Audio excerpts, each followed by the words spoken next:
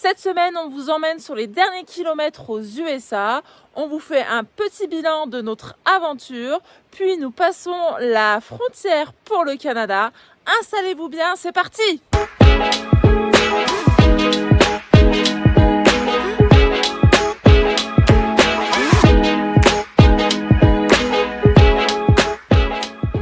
Nous voilà à Kootenay Falls.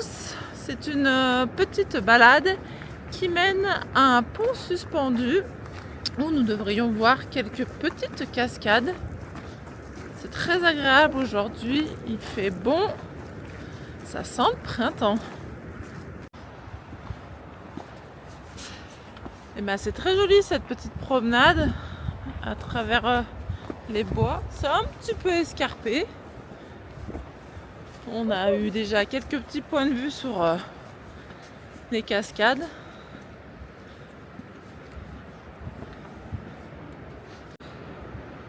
Nous arrivons donc au pont suspendu. Belle petite passerelle qu'on va traverser.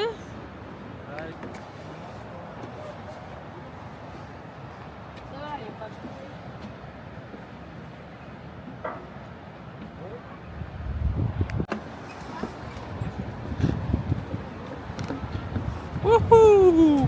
Ça secoue, ça secoue!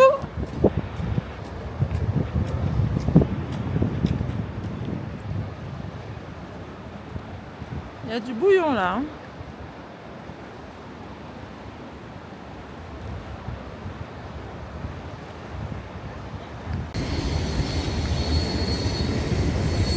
Avec le train qui passe, c'est sympa aussi. Hein.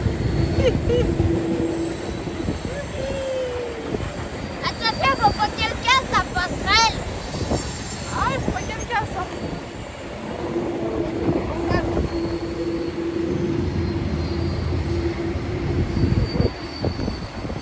C'est chouette.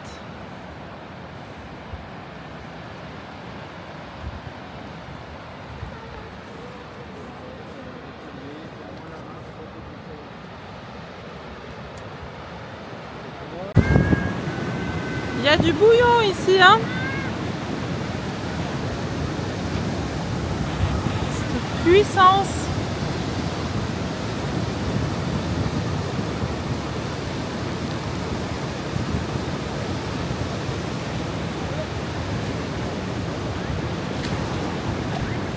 On vous fait visiter Bonners Ferry. On est dans l'Idaho.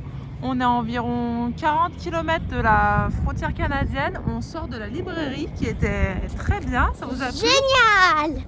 On a pu faire l'école. Les enfants ont pu profiter des jeux mis à disposition. J'ai eu des autocollants pas de patrouille gratuits.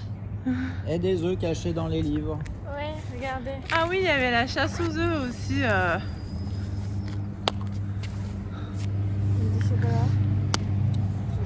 Donc voilà, je vous fais visiter la petite rue principale. Même la Statue de la Liberté. Salut!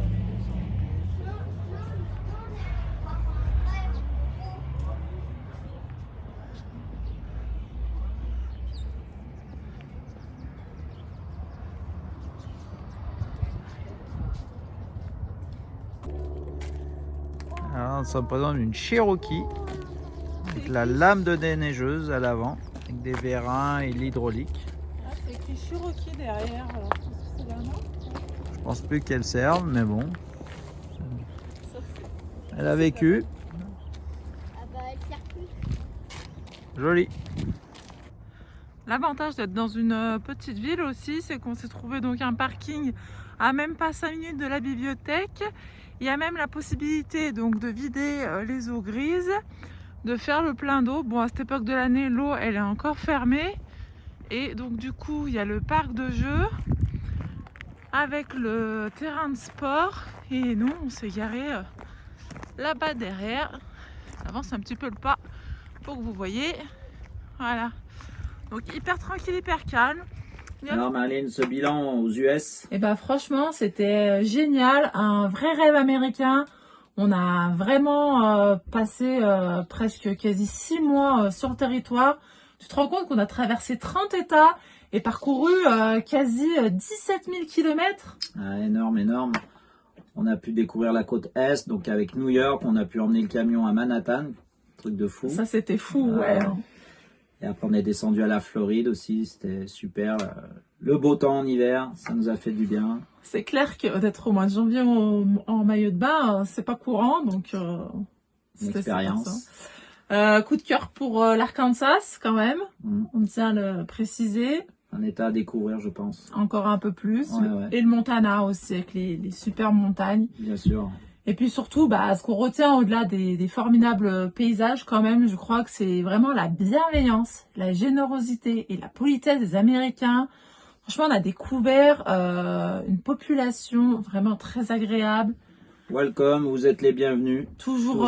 Bon voyage, toujours comment allez-vous, et des rencontres qui resteront vraiment gravées avec des moments inoubliables. Ah là oui, on en a 5-6 amis qui sont vraiment devenus des amis.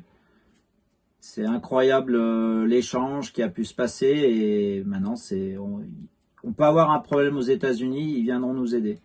Ouais, c'est clair. Donc on pense très fort à Lionel qui nous a accueillis à Tampa. On pense aussi à Fred Allison, ça c'était un petit peu avant du côté de Boston. Il y avait eu aussi Hans et Suzanne. Alors eux, on les avait rencontrés quand on était garés vers un boat ramp. On avait fait un tour d'hydroglisseur. Et ils ont hébergé chez eux. Passé une super soirée. Ouais. Il y avait Todd. Ah oui, Todd à la baie Saint-Louis. Franchement. Qui nous a laissé les clés de la maison. Il a dit venez chez moi. Moi je dois partir, mais je vous laisse les clés de chez moi. Et après on est retourné le voir en Louisiane. Il nous a invités. Vous êtes mes invités. Plein de fois, au resto, nous a filé plein de trucs. Un cœur en or. Et Ron et Wendy aussi qui nous ont accueillis. On a pu faire l'entretien chez eux, pareil. Et puis faire aussi livrer un colis chez eux. Ron, il n'a pas hésité à parcourir 4-5 km en une journée pour venir nous apporter un colis parce que nous, on devait partir. Il n'y a pas de problème. Franchement, pas de problème. Il y avait eu aussi John dans un petit village, Cobden, si je me souviens bien. Il y a eu Lynn aussi à Saint-Louis qui nous a surveillé pendant l'ouragan. Elle a dit si un problème, vous venez, la maison est ouverte. Donc c'était pas l'ouragan, c'était la tornade, mais c'est pareil. Mais voilà, on avait eu beaucoup la grêle, mais elle nous avait surveillé depuis chez elle. Il y avait aussi Eugène, que vous avez vu dans la dernière vidéo. On va aller voir en Californie, un routier là, qu'on s'est croisé sur la route. Donc voilà, on remercie tous ces gens particuliers et puis toutes les personnes avec qui on a pu discuter au cours de ce voyage. Maintenant, on va faire un petit tour au Canada et on a hâte d'aller découvrir l'Ouest. Mais ça sera plus tard. Voilà. Allez, ciao. À bientôt. Canada, nous voilà. On a donc passé la frontière ce matin à Port Hill, dans l'Idaho, et c'était un passage de frontière très rapide. Ça a duré même pas 5 minutes. On a juste présenté nos passeports. On a répondu à quelques petites questions, à savoir si on avait des armes, de l'alcool sur nous, et juste combien de temps on allait rester sur place. Et voilà, c'était fini. Et là, on s'est trouvé notre premier bivouac au bord d'un lac avec les montagnes. Donc voilà où nous sommes. On est à Boswell. On est sorti à la frontière en dessous de Creston. Et ici, c'était la cale de mise à l'eau de Boswell. Et donc du coup, le lac était une véritable autoroute. C'était le seul moyen de transport local dans les années 1900. Et il y avait donc la culture de la pomme.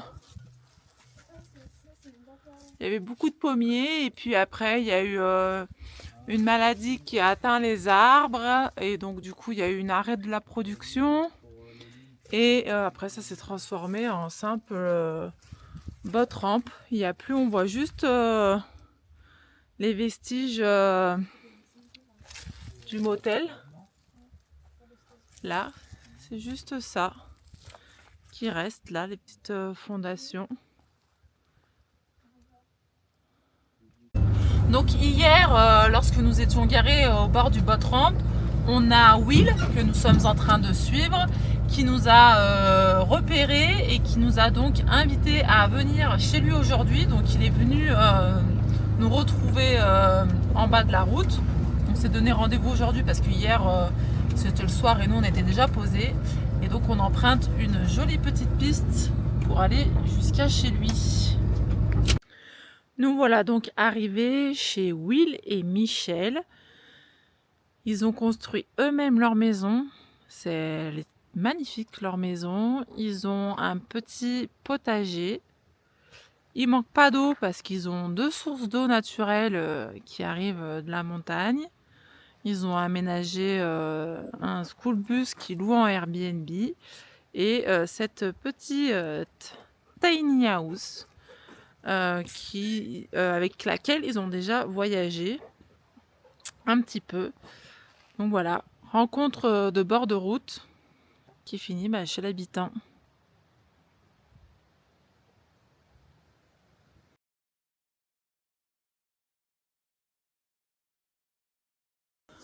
On a quitté Will et Michel. Franchement, on a passé un super moment avec eux. On a roulé pas très longtemps pour venir se poser au pied d'une petite balade qui mène au phare qui donne vue sur le lac Kootenay. Voilà le petit sentier qui mène jusqu'au phare à travers les bois. C'est une belle et agréable journée. Voilà, c'est une petite balade qui fait tout juste 500 mètres pour arriver au phare.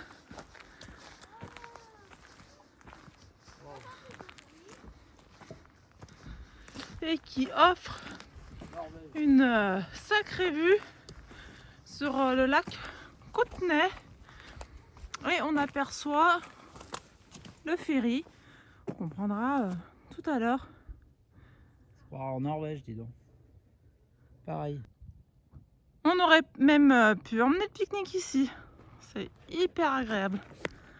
Allez, on va voir s'il y a la gardienne ou le garde du phare. Il y a quelqu'un? Oui, il y a quelqu'un. Oh, bonjour.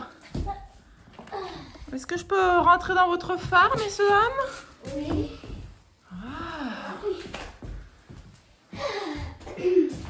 Oh, mais c'est qu'on peut même monter en haut? Bah oui, tout en haut. Allez, on y va. Je suis le gardien pour voir où c'est. Je vous suis. Oui, je suis le gardien. Oh, mais c'est un petit peu raide. Oh oui, oui. Là, ça monte encore. On va aller tout en haut. Allez, Tout en haut? On va voir le ferry qui dans le dit. Bien sûr, c'est raide. Oula, mais oui.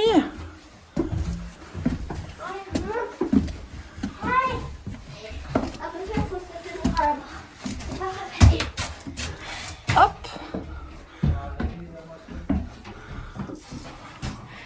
Waouh. Le ferry est en approche.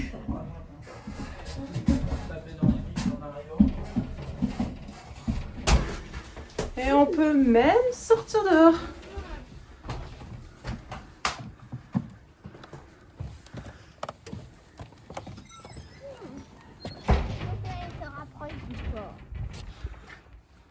Oh oui. Et ben c'est une vraie petite découverte. Sympa là. C'est calme.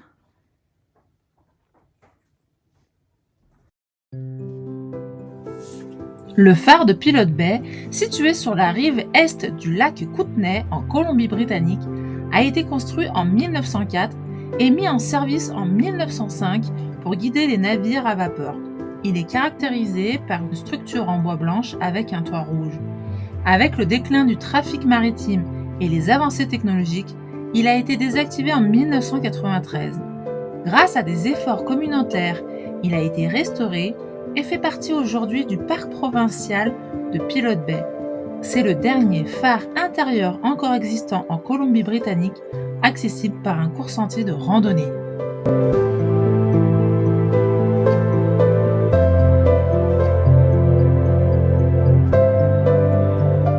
On est dans la file d'attente pour prendre le traversier du lac Kootenay, donc qui va nous emmener de la baie de Kootenay jusqu'à Balfour. On a l'impression d'être de retour en Norvège.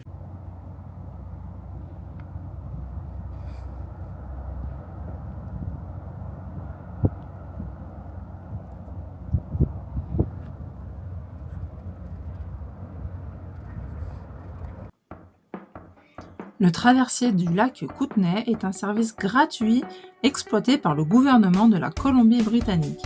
Il relie donc les communautés de Balfour et de Kootenay Bay.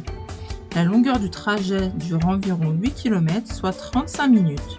C'est la plus longue traversée gratuite par traversée en Amérique du Nord et elle offre une vue spectaculaire sur les montagnes et le lac.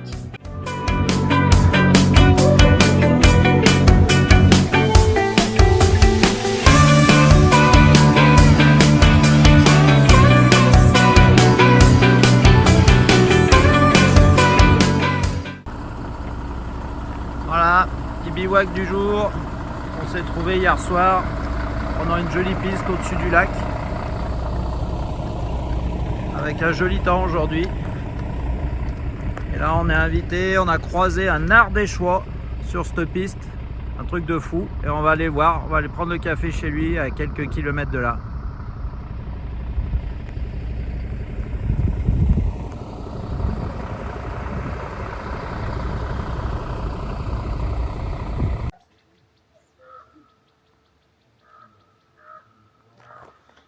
Donc nous voilà chez Fabien, chez qui nous venons de passer un petit moment autour d'un café et de bonnes crêpes.